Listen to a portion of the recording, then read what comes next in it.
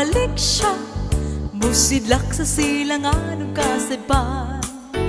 Di gumuni yata ng mga mataron, pagbanhawon ang tuwa sa lubong. Ug ang buhay paglayo sa kitaan, sa pagtagpo sa Ginoo Jesus. Pagkatahong palanong bisting puti, na magpuyong sa himaya.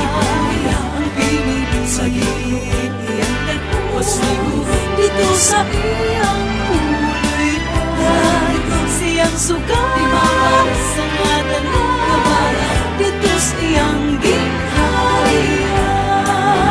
Ang Ginoo nag-ingon nga mubalik siya, aron sa pagtigom sa mga balaan.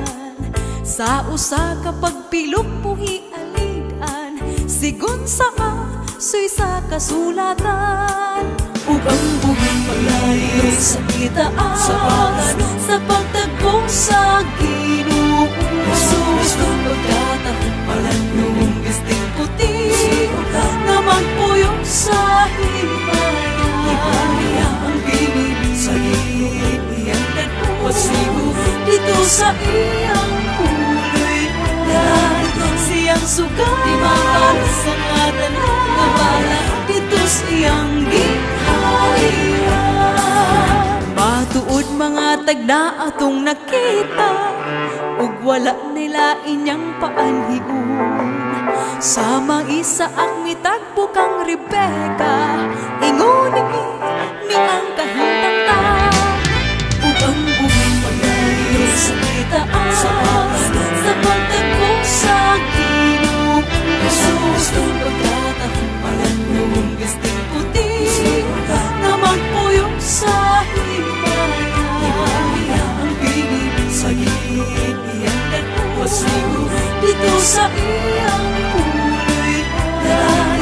Siyang sugat sa ngatan ng kabala, dito sa iyang gingharian. Sama sa kawatan ang pag-anhiniya, huway mahibalo kung unsang orasan. Magbantay baya kay mahikalitan ka, ang panahon niya haduol na.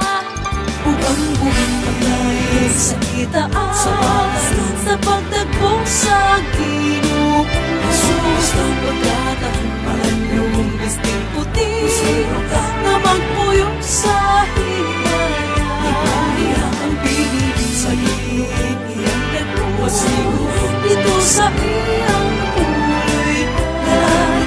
Siyang sugat sa ngatan ng kabala, dito sa iyang gingharian.